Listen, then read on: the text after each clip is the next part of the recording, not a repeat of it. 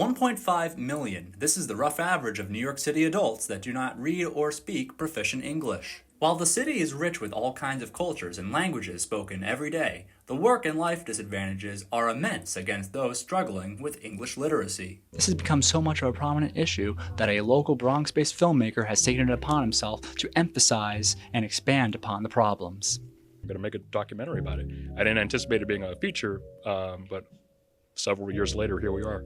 As a filmmaker and photographer, Gregory Hernandez observes many details in the borough he grew up in and still calls home. Among those are stagnant poverty rates the Bronx witnesses every year, heavily influenced by reading comprehension, or in this case, a lack thereof. Dawned on me, and I was like, wow, we did this short film in Washington Heights. I had to leave my borough to secure a bookstore location for a short film. I'm a voracious reader, a college graduate, and then coming back to my borough, I'm like, wow, I leave my borough to indulge in literacy, indulge in literature, purchase books.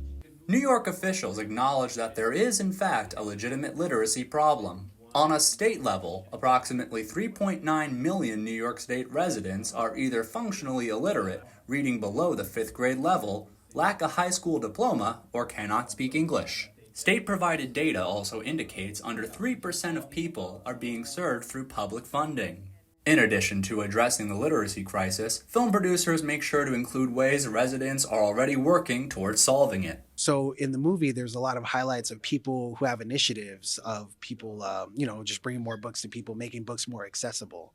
You'll see that in the movie a lot. Whether a library, one's home, or within one's community, essential efforts like this film are working towards ensuring residents have more options and access to literature in the Bronx.